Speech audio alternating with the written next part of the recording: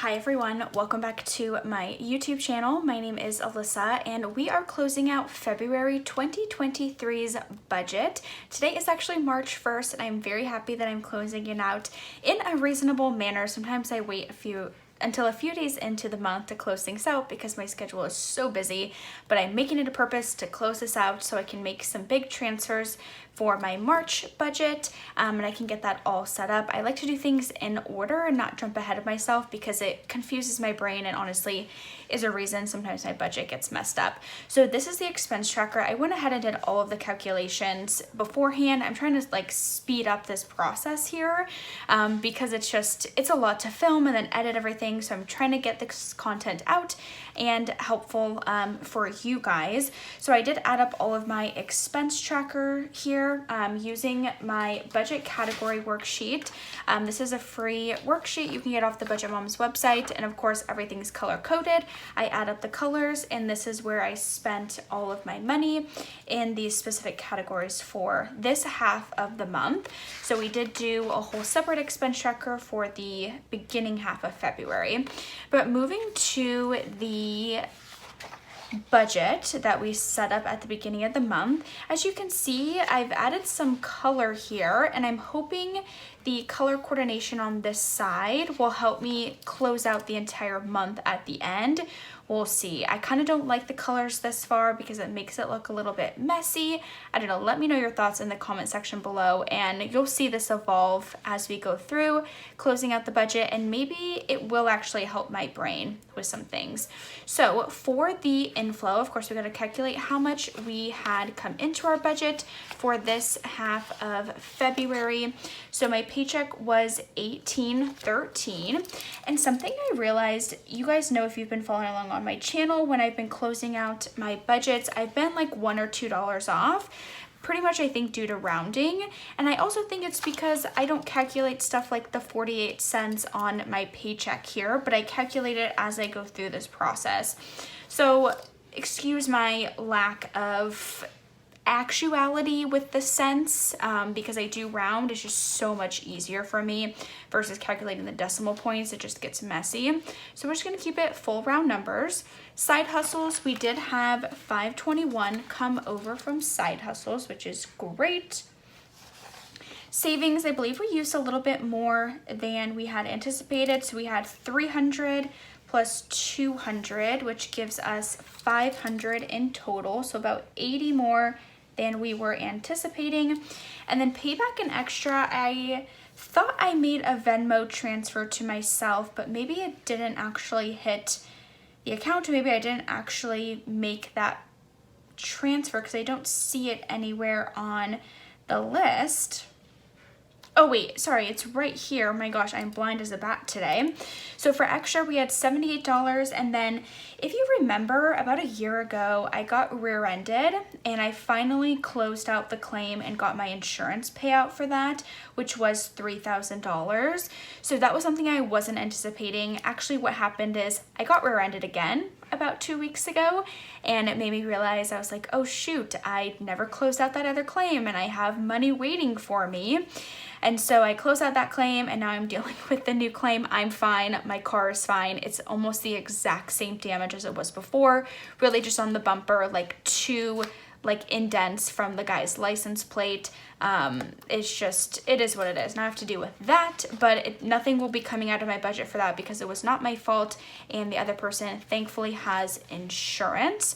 So we had a total, the 3,000 plus the 78, so $3,078 was the payback extra in my budget there. So if I'm going to use this as a placeholder, calculate the total inflow for these 2 weeks, we had 1813 plus 521 plus 500 plus $3,078 gives us $5,912 there. And then of course we need to go to our fixed expenses here, and I did have rent come out, which was $400. Now, my utilities were quite high, I think because the bills just came in, and the way we split it is pretty much in 3 because there's 3 roommates in the house and we each pay our fair share. So I'm going to take the total amount for utilities, which was $564.21, and I'm going to subtract the $400, which leaves us with about $164, and I'm just going to write $164 for those utilities there. So it's about $110 higher. I think it's also because this one was a little bit lower, so it's like making up for the second half. But I think going forward, I am going to budget a little bit more for utilities. And I do know that there's a bill that only comes every other month. So in reality, if it was billed monthly, I probably would be on track. But since it's every other month, I forgot to calculate for that. So I might switch things up going into March. And then we had Spotify, which was $10, and Peacock, which was $5. So that is all accurate. And then we did have LA Fitness come out, which I will round up to $50. And then I made the student loan transfer of $125 to my high yield savings account. So I put that right into my budget right away. And then we have Acorns, which I believe we had $120 here and a $20 here. So we did get that full $40. This is the payment that comes out every Thursday. And we did have therapy, I believe. Yep, right here, $25 that came out. So we have $25. And something I decided to do, it was very sort of like spare the moment, like bright idea one day during work. You know, I got a raise. I was typically making about $16.67. And with this raise, I decided, okay, I was living very comfortably at the $16.67 mark. You know, what could I do with that money to like better prepare for my future? And I decided I have actually a Roth IRA and also a brokerage account with Merrill Lynch, and I decided I'm going to take the difference between the $16.67, which I normally get paid, and the new, which is like $18.13. So if I actually do that calculation, I think I did the calculation on the setup video if I'm not mistaken. So $146 is really the difference per paycheck that I will be getting paid. So if you do 146 times 2, it's a total of almost $300 every month. And what I decided is every week I'm going to have $25 be taken out, and I believe that goes into the brokerage account that gets invested into stocks, and then $15 gets taken out and gets invested to a Roth IRA for myself. So every week we have $40 being taken out to be invested in the Merrill account. I'm just only gonna have one line item for it, but 40 pretty much times 4 gives us $160. So minus the 292 I believe it was, we're still left over with $130 extra for the paycheck, but I'm putting about $120 or $160, excuse me, towards my future. So I'm giving myself a little bit of raise in the budget, not too much to really notice, and then I'm also preparing for my future. So that's where the new Merrill line item is going to be on my budget. Going forward, this will be a bi-weekly thing whenever we set up our paycheck. So for Merrill, we had 15 plus 15 is 30 plus 50, so that makes 80 total for Merrill. And that was everything for the fixed expenses here. And I'm deciding to count it as a fixed expense because it's a reoccurring, predictable thing that's happening every week. I have it as a reoccurring expense. It actually, let's see, I have to remember. No, it will be coming out every week. For some reason, the doubleness that I had over here, and maybe, oh gosh, I need to actually double check, because what happened here is I set up the original payment and then I created a reoccurring payment. So it was like one individual payment plus the reoccurring payment is what this showed. That's why all of these came out on the same date. But going forward, it'll be 15 and 25 every week. So it will show up twice on my budget, similar to the Acorns, but it'll come out, you know, every week. I hope that makes sense. I feel like I might be even confusing myself. Anyhow, we have $80 that went towards that investment account. So for total fixed expenses, we've got 400 plus 164 plus 10 plus 5 plus 50 plus 125 plus 40 plus 25 plus 80 gives us $899. And then we need to subtract that from the $5,912, which was the total inflow, leaving us with $5,013 left over for the rest of the month here.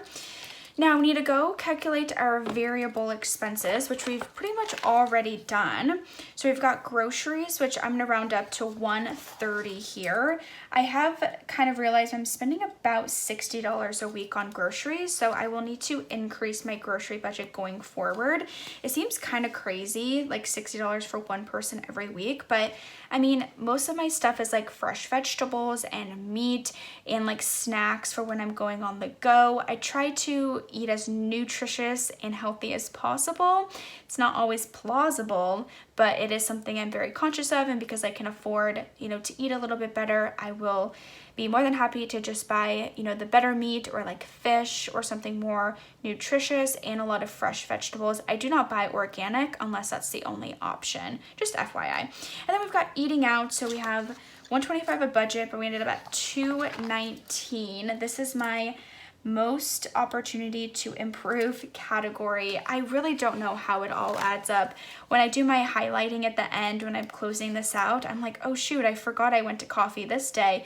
Oh yeah, I went out to eat this day. Oh yeah, I went to frozen yogurt. Oh yeah, coffee and more coffee and coffee. Like, gosh, my coffee habit is really just absolutely insane. I thought about creating a separate category specifically for coffee. I feel like it will maybe help bring more awareness to myself and my budget of how much I really do spend on coffee, but I just don't want to add another variable expense here. I'm trying to keep it as concise as possible.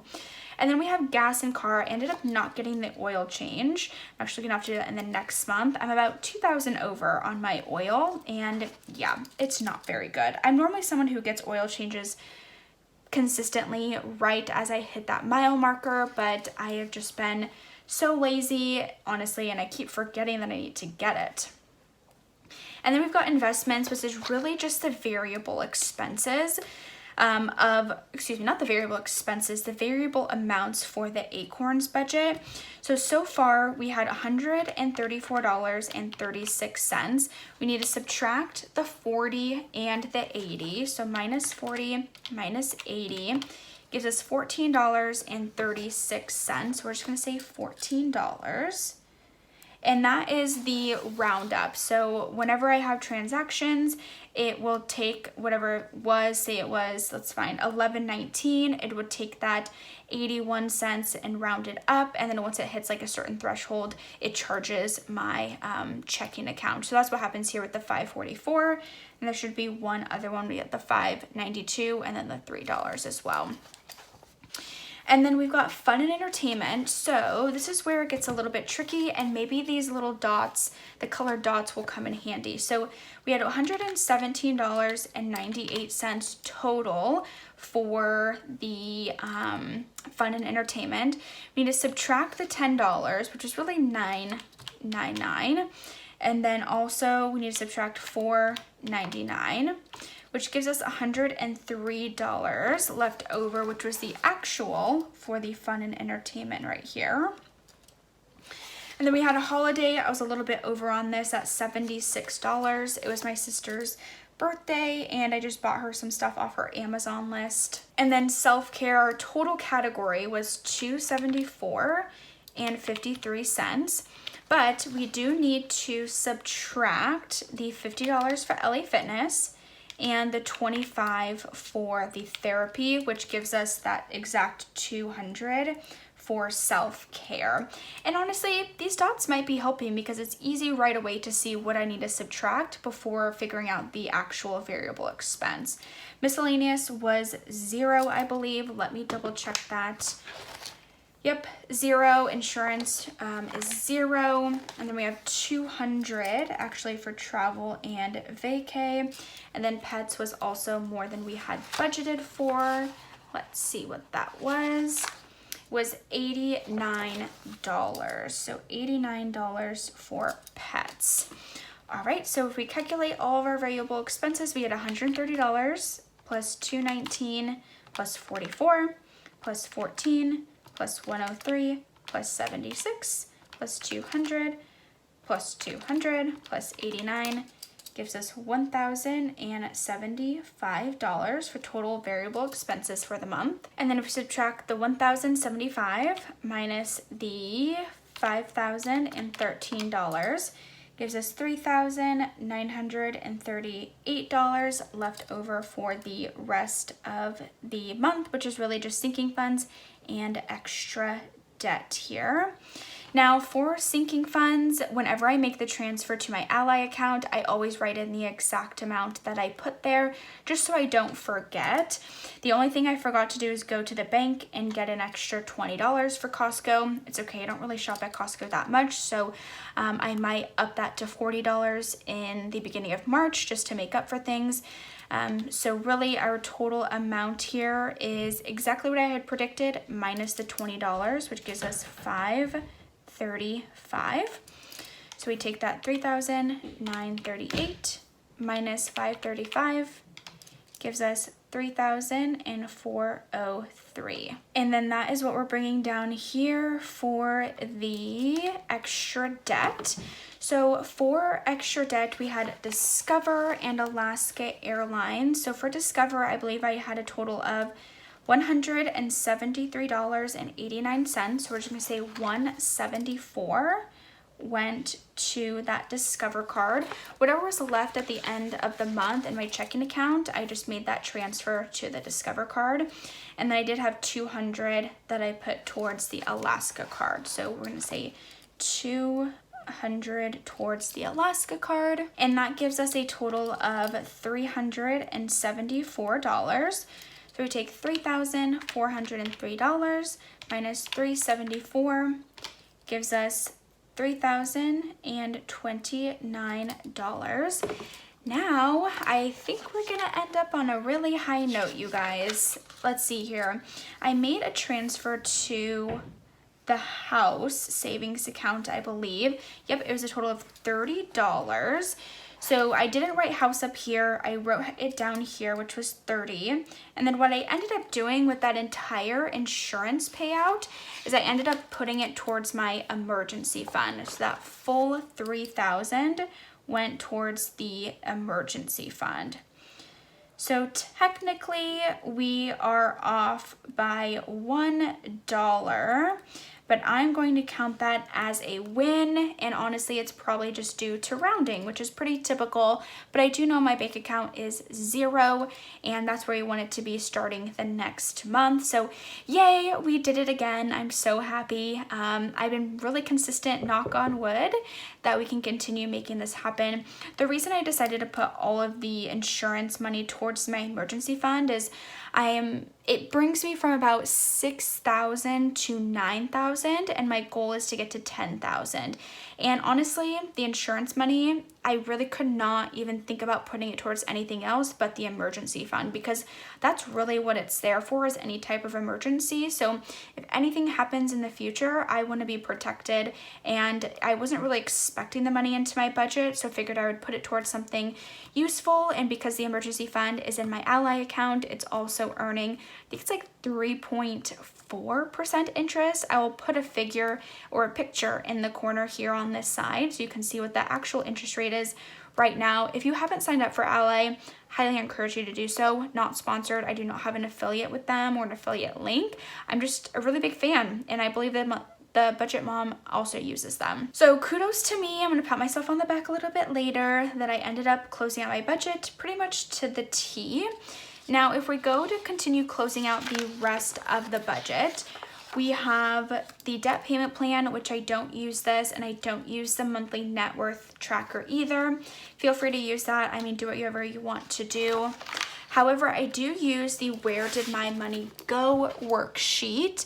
And I went ahead and put in all of the budget categories thus far and what I had budgeted for the month, just to kind of streamline this process here. But I will fill it out together with you all. So the starting balance is 0, always. I do not have rollover. I think what was happening when I did have rollover is I was consistently off on my budget. So closing it out to 0 every month has helped me really stay consistent. But if we go to the beginning of the month, we need to calculate the earned income, which is really just my W-2 paycheck. So we have 1667 plus we have 1813 gives us $3,480 of my just regular W-2 income. And then we've got other income, which would be side hustle income, payback and extra, and refund. Anything that's not my W-2 and not savings. So for the beginning half of the month, we had $456. Remember, we're looking at the actual here, plus $32 for that refund. And then the second half of the month, we had $521 with side hustles and $3,078 for the rest of that, which gives us $4,087. And then we had some savings used. We used $1,800 of savings for the beginning half of February.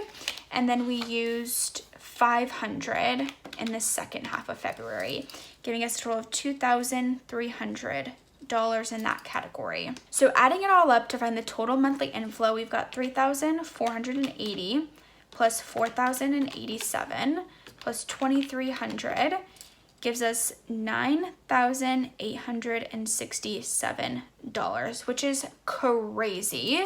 Let's see what it was for January. I know January was much more because of the bonus I received, but it's still very high, $16,935. Yeah, because I got that insane bonus. And this is really high because I got that insurance payout at the end of the day. So for grocery here, we need to go to the, oh gosh, this is where I need to use the expense trackers. This is why I think it's going to be really helpful to just look straight at the expense trackers here, because these are accurate to the categories that are on this side. So we've got grocery, which was $231 because these are actual numbers, plus $129.49. So $361, we'll leave it at that. We need to take the difference of 200 minus 361 gives us negative 161. So I went to the negative for that category. And then we take the 361 and divide it by the total monthly inflow, which was 9,867. And then you times that by 100, which gives us almost 4%. And that's what I'm going to write here is 4%. So I'm going to do that for all of these. Listen to some music while I do that, and we'll come together at the end and walk over what was over budget and what was under budget. I'm not here for you to blow your one and only chance. I'm not here to waste my time on yet another bad romance. Now I got hopes for us tonight, for this here thing to turn out right. So from the start, let's get this one thing clear. You should know you're looking at a self-made woman. You should know I got nothing for free in this life. None of us can know what's coming. So if you wanna be with me, baby, can't you see? You gotta make room for a self-made woman like me. You gotta make room for a self-made woman like me. Gotta make room for a self-made woman.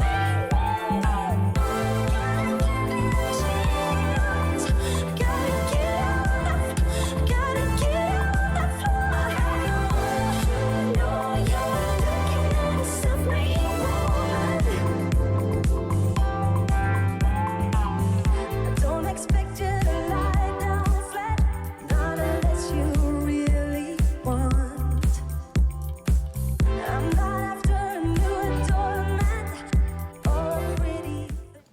So I went through and calculated all of the percentages and highlighted where I was over budget and where I was under budget. So the pink, really it's supposed to be red, is over budget. I was over budget in a lot, but I was under budget in some of the more key categories by a lot, which made it so I was, it all evens out at the end of the day, but I was over in the pretty much the frequent flying categories.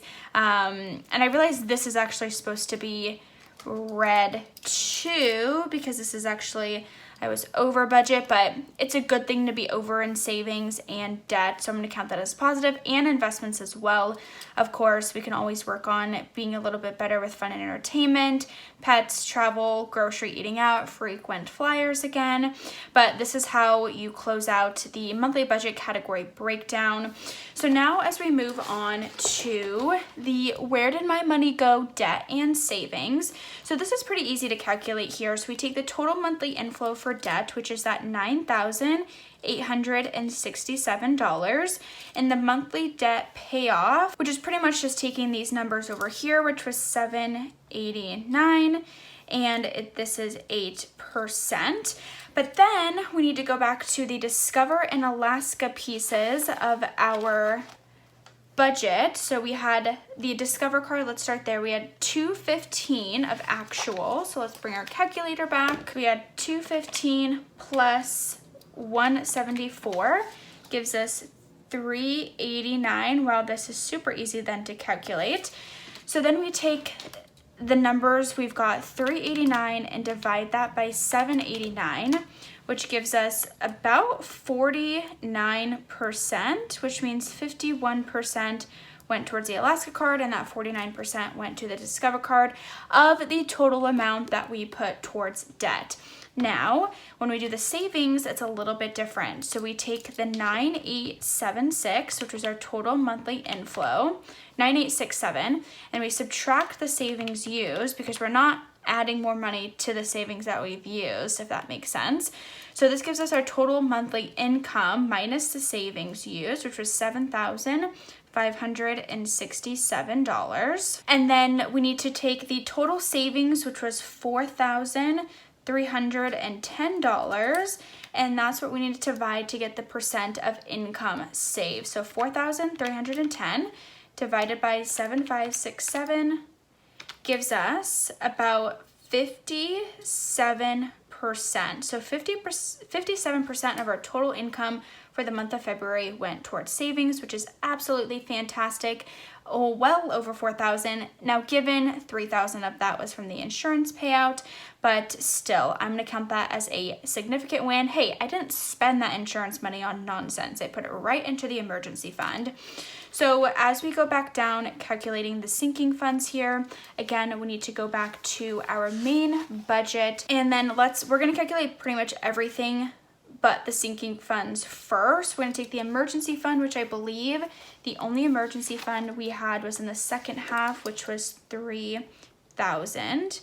And then the house, we need to look here. We had 30, this is for the second half of February. And then we also had 35. So that gives us $65. And then we've got student loan, which was $125. I don't believe I made any student loan payments besides savings, transferred that to savings, except for the normal $250. And then the rest should be the total sinking funds here. So if we take 4,310 minus 250, minus 65, minus 3,000, gives us $1,025. And we're gonna take 1,025 divided by 4,310, gives us about 24%. Then we do that the same with the 250 divided by 4,310, gives us about 6%. And then we take the 65 divided by 4,310, gives us about, let's see here, 1.5%.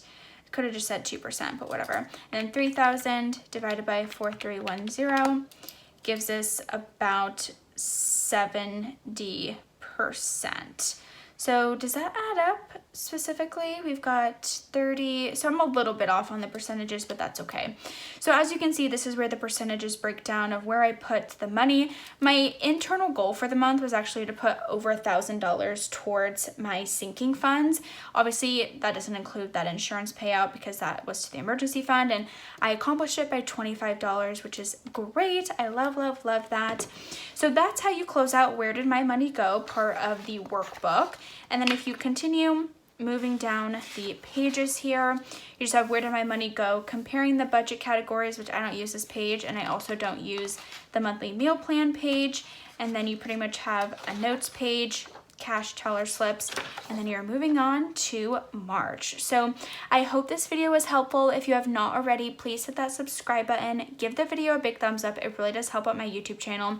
Let me know how you finished out your February. Leave a comment in the comment section below. I really love following all of your guys' journeys as well, and enjoy the rest of your day wherever you're watching this video, and I will see you in the next one real soon. Bye.